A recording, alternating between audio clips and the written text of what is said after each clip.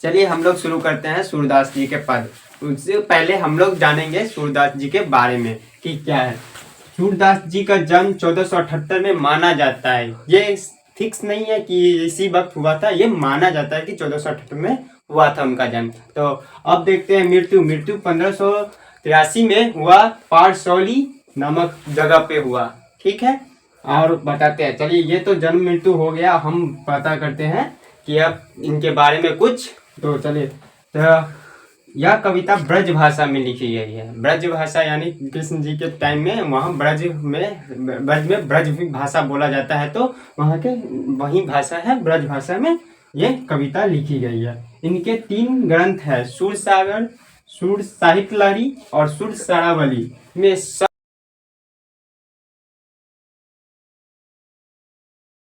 चलिए हम लोग कविता शुरू करते हैं। शुरू करने से पहले एक दो बात और बाकी बोल देते हैं कि यही कि वो जो ये पाठ है वो भ्रमर गीत से लिया गया है। ठीक, भ्रमर गीत।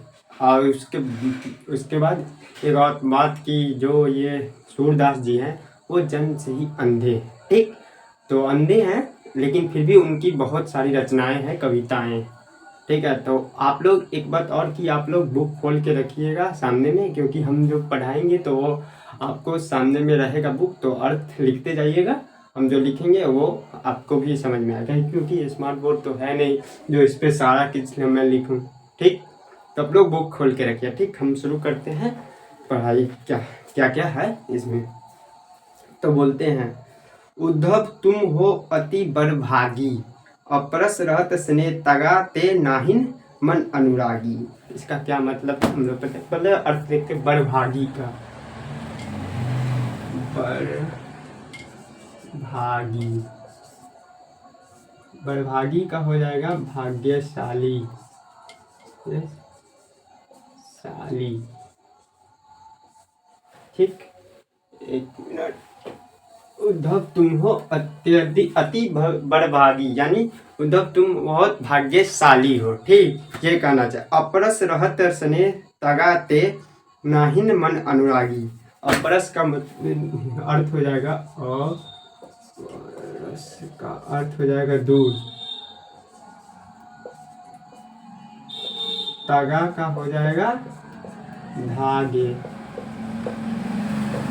ठीक, तो कहते हैं उद्धव तुम हो अति बड़भागी, अपरस रहत स्नेह तागाते नाहिन मन अनुरागी। उद्धव तुम हो अत्यधिक भाग्यशाली, यानी बहुत भाग्यशाली हो। क्योंकि क्यों हो भाग्यशाली? आप श्री कृष्ण के पास रहकर भी उनके प्रेम में लीन नहीं हुए, मतलब कि उनका प्रेम आप पे चढ़ा ही नहीं। ठीक, तो आगे बोलते चढ़ा ही नहीं। ठीक, यहाँ तक कि आपका जो मन है वो इस प्रेम से, श्री कृष्ण जी के प्रेम से दूर रहता है। इसी तरह गोपियाँ उद्धव जी को ताना मार रहे हैं एक तरह से। ठीक है, आगे पढ़ते हैं क्या बोले। पुरैनी पात रहत जल भीतर, तारस देह न दागी। जयो जल माहे तेल की गागरी, बुंद न ताको लागी। पुरैनी मतलब हो गया कमल के पत्ता। पुरैनी पात मतलब हो जाएगा कमल का पत्ता। में बोलते हैं पूरनी।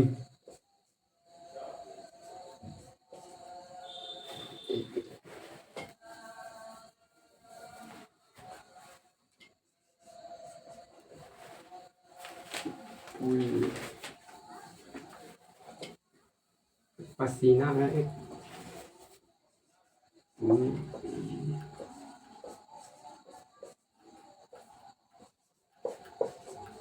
का है कमल का पत्ता। ठीक, पुरैनी पात का हो जाएगा कमल का पत्ता, रहत जल के भीतर, तारस देह न दागी। ठीक, देह न दागी, देह का हो जाएगा शरीर,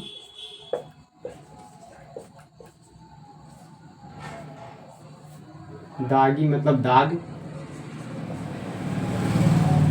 दागी।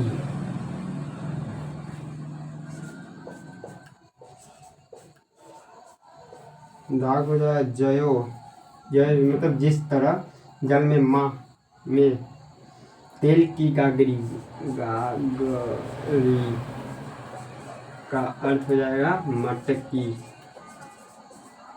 ठीक, बुंदना ताको लागी, बुंदना उसको लगता है। ठीक, बोलते हैं पुरनी पात रहत जल भीतर, तारस दे न दागी, जो जल में तेल की गगरी, बूंद न ताको लागी। पुरनी पात, जिस तरह कमल के जो पत्ता होते हैं वो जल के भीतर रहता है। ठीक, तो उस पे ना कभी दाग नहीं लगता है। कमल के जो पत्ते पे आप लोग देखिएगा उस पे कभी दाग नहीं लगता है। ठीक, उसी तरह जो जल में माह तेल की गगरी, जिस तरह तेल का जो तेल की गगरी मतलब गगरी मतलब मट्टी हो गया। मट्टी में जो तेल भर के रख दीजिएगा तो वो सोखता है अंदर में, अपने वो सोखता है तो उस बाहर से चिकनापन आ जाता है, जिसके कारण उस पर जब पानी का बूंद जो डालिएगा तो वो छिछल जाए, मतलब छिछल के नीचे गए, उस पर पानी का बूंद रुकता नहीं है। उसी तरह बोल रही है। तो प्रीति नदी में पाँव न ब्रोयो, दृष्टि न रूप परागी। प्रीति नदी हो गया प्रेम से भरा नदी, प्रीति नदी।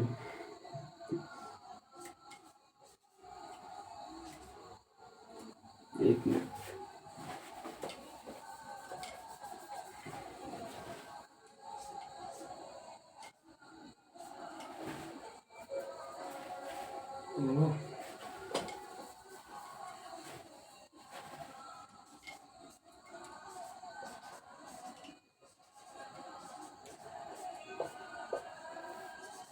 प्रेम की नदी। ठीक, प्रीति नदी में पाँव न बुड़ोयो, दृष्टि न रूप प्रागी। मतलब कि कहना है जो उद्धव जी को कि तुम तो प्रीति नदी, प्रेम रूपी नदी में पैर डुबोया ही नहीं और ना ही उनको आप देख पाए। ठीक, किनको? श्री कृष्ण जी के प्रेम को। इसी तरह बोल रहे हैं, उनको ताना मार रही है। सूरदास अबला हम भोरी गुड़ चाटी जयो पागी। अबला मतलब होगा शक्तिहीन। ठीक, अबला का अर्थ हो गया शक्तिहीन। जो गोपियां हैं वो अपने बारे में बता रही है कि वो सूरदास जी के माध्यम से वो अबला नारी है, मतलब कि वो शक्तिहीन है। वो तो वो जो है गोपियां हैं जो शक्तिहीन है, वो सूरदास अबला हम बोरी, मतलब वो ये अबला नारी के संबंध बोले कि वो शक्तिहीन है। जिस तरह गुड़ चाटी जोल पागी, मतलब जो चींटी जो होते हैं वो जहाँ गुड़ दिखती है तो वहाँ जाके वो गुड़ को खाने लगती है, तो उसी से चिपक जाती है, तो वो खाते खाते वहीं पे जान त्याग देती है। इसी तरह गोपियाँ बोल रही है कि हम तो अबला नारी शक्तिहीन हैं, हम श्री कृष्ण जी के प्रेम में ऐसे पड़ गए हैं जिन्हें हम बाहर आ सकते हैं नहीं जा सकते, उस पे ही हम श्री कृष्ण जी के प्रेम में ही अपना जान गंवा देंगे। किस तरह? चींटी के तरह। ठीक है, इस तरह पहला पद खत्म हुआ। अब दूसरा पद देखते हैं क्या। ठीक, मन की मन ही माज रही, कहीं न जाए कौन पे उद्धव, ना ही परत कहीं।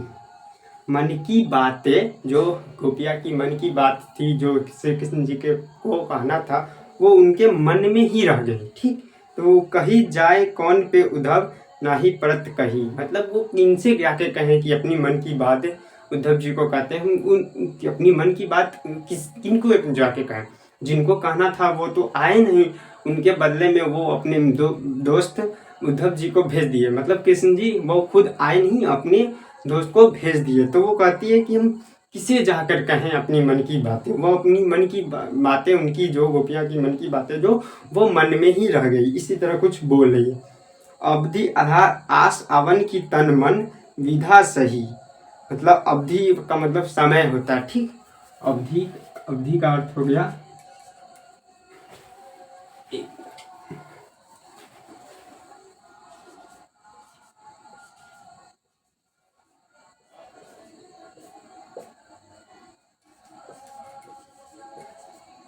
अवधि का मतलब समय हो गया। ठीक, अवधि आधार आस आवन की तन मन विधा रही, मतलब कि हो गया जो उन्होंने आप उनको भेज दिया। ठीक, उनको तो बताए जिसे बताना था वो तो आए ही नहीं। तो श्री कृष्ण जी कहे ना वो आए नहीं, तो मन की बात उनके मन में ही रह। हमने तो ये सोच कर रह रहे थे कि श्री कृष्ण जी अब आएंगे तो अब आएंगे तो अब आएंगे, लेकिन वो आए नहीं। उनके बदले में उद्धव जी को वो भेज दिए, ये योग संदेश वो भेज दिए। ठीक, और विधा रही। अब जो नहीं आए तो उनको उनको गोपिया लोग को बहुत गुस्सा आया कि जिनको जिनको हम इतना चाहते थे, उनके प्रेम में हम अभी तक रुके हुए थे इंतजार में कि वो अब आएंगे अब आएंगे, लेकिन वो आए नहीं। तो इसी बात से उन लोग को बहुत अंदर मन ही मन गुस्सा आने लगा। अब इन जोग संदेशी सुनी सुनी बिरहनी विरह दही, मतलब जो योग संदेश उद्धव जी लेकर आए वो कहती है गोपिया, ये सुन सुन कर हम लोग की मन सुन सुन कर गोपियों को बहुत गुस्सा आ रहा था। हाँ, ये योग संदेश सुन सुन कर उनको बहुत गुस्सा आ रहा था और बहुत दुखी हो गई।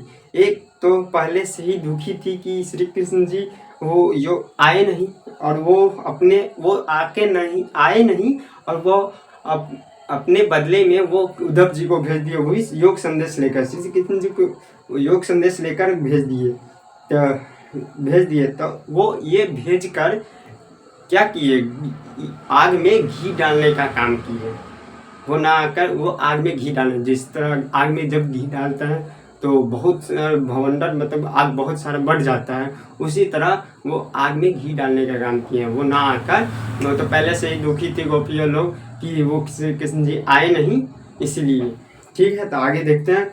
गोपिया श्री कृष्ण जी के आते ही उनको अपनी सारी बात बताती, लेकिन वो तो आए नहीं, क्योंकि जिनके गुहार आगे देखते क्या, अब भी आए नहीं।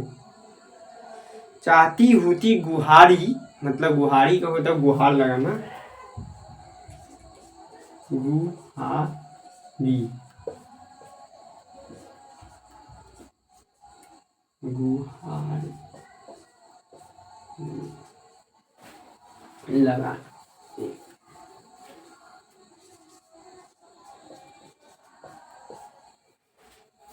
गुहार लगाने का ही आवाज देना। ठीक, तो वो क्या बोल रही, अब चाहती होती गुहार जिनते ते धार बही, सूरदास अब धीर धरी क्यों मर्यादा न लाई। सूरदास धीर धरी मतलब धीरज धरी ही धीर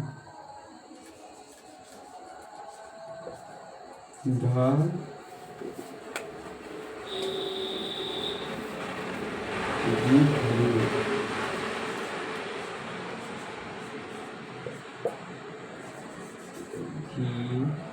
धीरज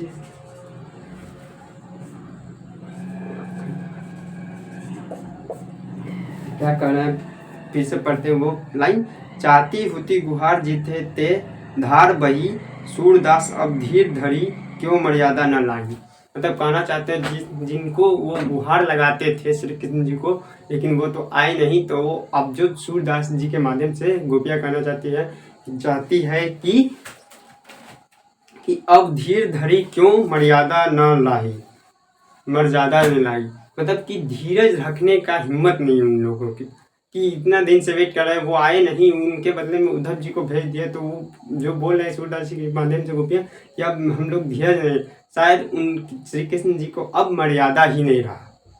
क्यों मर्यादा नहीं रहा, कि वो पहले मर्यादा ही नहीं रहा। ठीक, अब आगे पढ़ते हैं। जिनको वो गुहार लगानी चाहती थी तो वो आए नहीं, तो अब उद्धव जी को कहते हैं अब आप ही बताएं हम किन्हें अपनी मन की बात जाके कहें। ठीक, किन्हें जाके अपनी मन की बात कहें। अब धीरज कैसे धरे, जिन्हें चाहते थे वो तो आए ही नहीं, अब लगता है कि आपको उनको अब मर्यादा ही नहीं रही। चलिए अब इसी तरह दूसरा पद खत्म हुआ, अब तीसरा पढ़ते क्या लिखे। हमारे हरी हाल की लकड़ी मन कर्म, हमारे हरियाल की लकड़ी, इसका मतलब हो गया कि जो हरियाल की जो एक पक्षी होती है वो जिंदगी भर एक लकड़ी को पकड़े हुए बैठी रहती है, वो जिंदगी भर एक लकड़ी को पकड़े। ठीक उसी प्रकार हम गोपियाँ कहती है कि हम लोग तो अपने मन कर्म वचन से नंद नंदन यह दृढ़ कड़ी पकड़ी, मतलब हम लोग तो, गोपियाँ कहती है, हम लोग तो अपने मन कर्म वचन से आप श्री कृष्ण जी के ऊपर पकड़े हुए हैं, प्रेम को पकड़े हुए हैं, जिससे जिसे हम लोग छोड़ नहीं सकते हैं। ठीक इसी तरह कुछ कह रही है और आगे बताते क्या है। जागत सोवत स्वप्न दिवस, निसी कान्हा कान्हा जप रही, मतलब जागते समय, सोते समय, उठते समय, सपना में, मतलब हर टाइम श्री कृष्ण कान्हा कान्हा जपती रहती है। कौन? गोपियाँ। ठीक आगे क्या बढ़ी पढ़ते हैं। सुनत जोग लगत ऐसा जयो करुई ककड़ी, मतलब जब जो उद्धव जी हैं जो योग संदेश लेके आए तो वो कह रही है कि ये योग संदेश सुन सुन कर हमको ऐसा लगता है कि जैसे कड़वी ककड़ी, कोई कोई ककड़ी होता है जो कड़वी लगती है, वो आ जाए तो एकदम अजीब लगता है, उसी तरह बोल रही है कि सुन्नत ये योग संदेश सुनी सुनी हम लोग को कड़वी ककड़ी के समान लगती है। ठीक आगे क्या है। सूतो ब्याही हमको ले आए, देखी सुनी न करी, हमको ले आए देखी सुनी न करी, या तो सूर तिन्ही ले सौंपो जिनके मन की चकरी, मतलब जो सूतो मतलब वो चाहते थे जिनको, तो वो आए नहीं, श्री कृष्ण जी को चाहते थे वो आए नहीं, लेकिन उनके बदले में जो उद्धव जी आए तो वो बोल रहे हैं कि देखी जो जिन वो जो योग संदेश लेकर आए वो उनके बारे में गोपियाँ करी है कि उन ये ऐसा पीड़ा है जिसे ना हम देखे हुए हैं ना सुने हुए हैं, ऐसा लग जाके ये योग संदेश उन्हें सुनाए जिसका मन चकरी, चकरी का हो गया अर्थ हो जाएगा चकरी, चकरी चंचल। क्या बोलना चाहिए। सूर तन्ही ले सौंपो जिनके मन की चकरी थी, मतलब ऐसा पीड़ा योग संदेश गोपियों के लिए ऐसा पीड़ा हुआ कि जैसे मन उनको ऐसा पीड़ा जो ना कभी वो देखे ना कभी सुने, तो वो कहती है सूरदास जी के माध्यम से, तिन्ही ले सौंपो जिनके मन चकरी, तो ये योग संदेश उन्हें जाकर सौंप दीजिए जिनकी मन चकरी, जिनकी मन चकरी मतलब चंचल, जिनकी मन स्थिर ना हो। ठीक उनके जाके ये योग संदेश सुनाए। ठीक हम तो सिर्फ श्री कृष्ण जी के प्रेम में लीन है, हम उनके अलावा नहीं सुन सकते कि ये योग संदेश। ठीक ये उद्धव जी को बोलते हैं। ठीक इसी तरह हो गया तीसरा पद खत्म। चौथा पद में क्या बोलना कर रही है गोपियाँ, आइए देखते हैं। उससे पहले ये रफ को मिटा लेते हैं एक बार। आप लोग ये नोट कर लीजिएगा। ठीक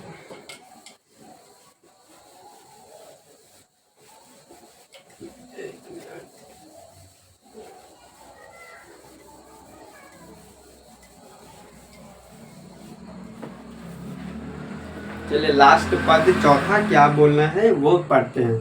हरि है राजनीति पढ़ी आए, मतलब कि हरि जो है मतलब श्री कृष्ण जी हो अब राजनीति पढ़ाए, ये बीच का लाइन है, ये पहला लाइन है लेकिन ये बीच में पढ़ेंगे अच्छा से समझ में आए।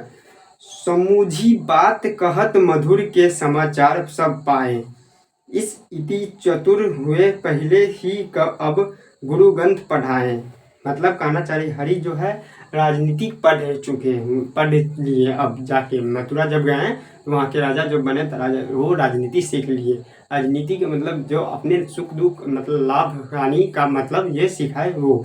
तो समूची बात कहत मधुकर के समाचार सब पाए, ये बात जो मधुकर का हो जाएगा भौरा, मधुकर का हो जाएगा मधुकर का अर्थ हो जाएगा भौरा।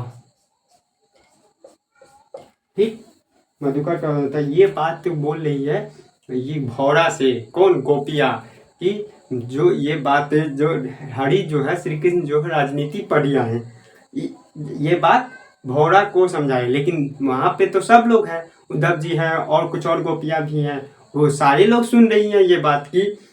एक अति चतुर हुए पहले ही अब गुरु ग्रंथ पढ़ाए, एक मतलब एक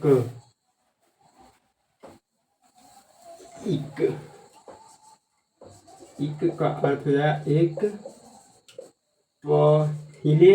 पहले मतलब पहले से ही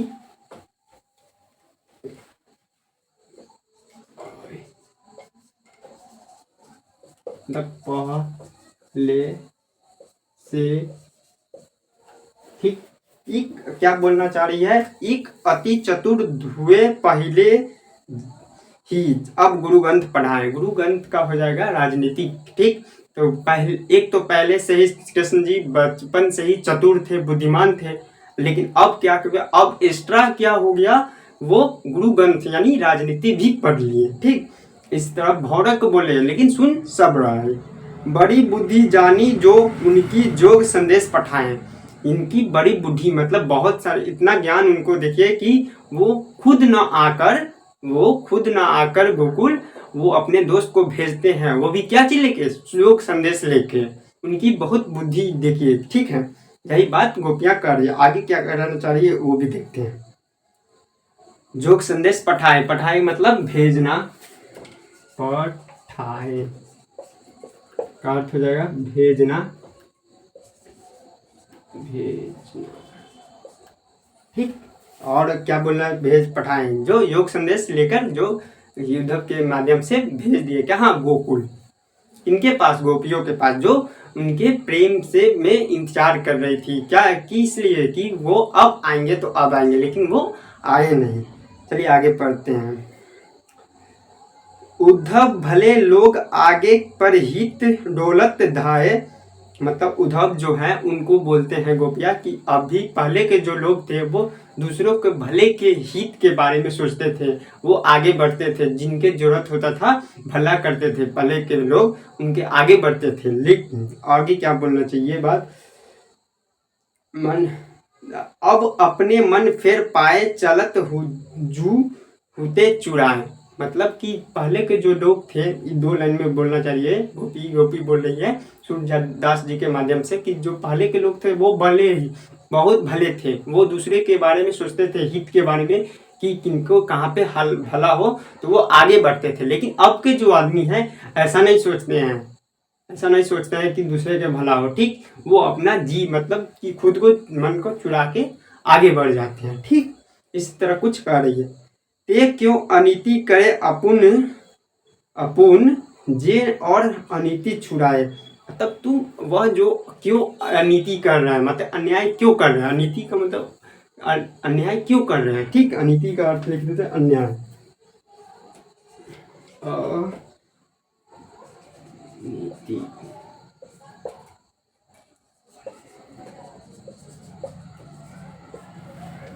ते क्यों अनीति करे अपुन जे और अनीति छुड़ाए, मतलब कि जो अनीति मतलब जो अन्याय को छुड़ाते हैं वो अन्याय क्यों करते हैं।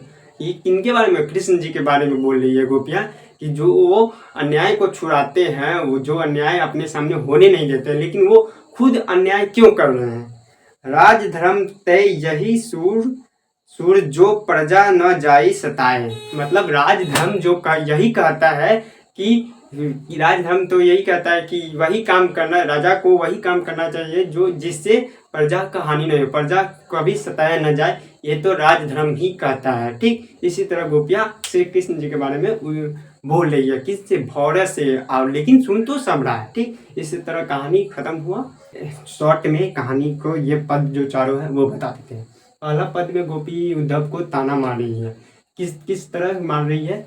पहले तो बोलती है वो भाग्यशाली है, भाग्यशाली के मतलब वो लकी नहीं है, वो मतलब बहुत मूर्ख आदमी है जो प्रेम, श्री कृष्ण जी के प्रेम में पड़ा ही नहीं, ठीक। तो और दूसरा उदाहरण ये देती है कमल के पत्ते के जैसे कि कमल के जो पत्ते उस पर पानी नहीं कभी पड़ता है, वो जल के भीतर, जबकि भी भीतर रहता है, लेकिन उस पर पानी नहीं, कभी दाग नहीं पड़ता है, ठीक, दाग नहीं होता उसी तरह। और दूसरा उदाहरण वो दिए समझाने के लिए कि उद्धव जी को, कि तेल की मटकी है, मतलब तेल की मटकी, मतलब मटकी में जो तेल रख के जो रखते हैं तो उस पर पानी का बूंद पड़ता नहीं है, उसी तरह, ठीक। इसी तरह कुछ पहला पद में उद्धव जी को मतलब एक तरह से समझिए तो उनको बता रही है, मतलब उस पर कि वो कैसे हैं, उनको प्रेम पड़ा ही नहीं, वो और बोलती है कि वो प्रेम की नदी जो होती है उसमें वो अपना पैर डुबाए ही नहीं, मतलब वो श्री कृष्ण जी के प्रेम में डूबे ही नहीं। तो पहला पद इस तरह कुछ कह रही थी पद। अब दूसरा पद में क्या गोपियाँ बोल रही है ये वो सुनिए कि वो जब अपनी मन की बात जो वो कहना चाह रही थी श्री कृष्ण जी के को, तो वो अपनी मन की बात अपने मन में ही रख ली। क्यों रख ली? क्योंकि वो चाहती थी श्री कृष्ण जी आए, ठीक, वो आए, लेकिन उनके बदले में उनके दोस्त श्री कृष्ण जी ने अपना दोस्त को, मतलब वो जो उद्धव जी हैं उनको भेज दिए। तो वो जो गोपियाँ वो कहना चाहिए कि हम अपनी बात जो जिनको बोलना चाहते थे वो तो आए नहीं, उनके बदले में जो आए तो उनको अपनी बात क्यों किसी को बताएं, ठीक, ऐसा कुछ इस तरह से बोल रही है कि वो श्री कृष्ण जी को जो अपनी चाहती थी कि बताना कुछ, वो तो आए नहीं, लेकिन इसी तरह वही बोल रही है कि श्री कृष्ण जी को अब मर्यादा ही नहीं है। इसी तरह कुछ दूसरा पद में बोली। और तीसरा पद में ये बोल रही है कि जो गोपियाँ अपने बारे में बता रही है, हम तो उस पक्षी के है जैसे हैं जो अपने पंख, मतलब पंख जो पंजा होती है उस पर लकड़ी को जिंदगी भर के लिए पकड़ी हुई रहती है। वो लकड़ी मतलब जिंदगी भर के लिए उनके उसी पे वो, तो उसी तरह श्री कृष्ण जी के प्रेम में वो गोपियाँ लीन रहती है। उनके प्रेम के अलावा उनको कुछ नहीं चाहिए था।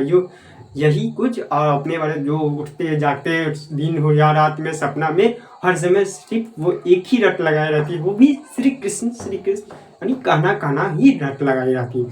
कुछ इसी प्रकार से तीसरा पद में। और लास्ट पद में, चौथा पद में ये है बताना चाह रहे हैं सूरदास जी, ये सारा सूरदास जी के माध्यम से ही, लेकिन गोपियाँ ये बोलना चाह रही है कि जो श्री कृष्ण जी है वो अब तो, पहले तो बचपन से ही चतुर थे, उनको इतना बहुत बुद्धिमान थे, लेकिन अब आगे आके जब वो राजा बने तो वो राजनीति भी सीख लिए हैं।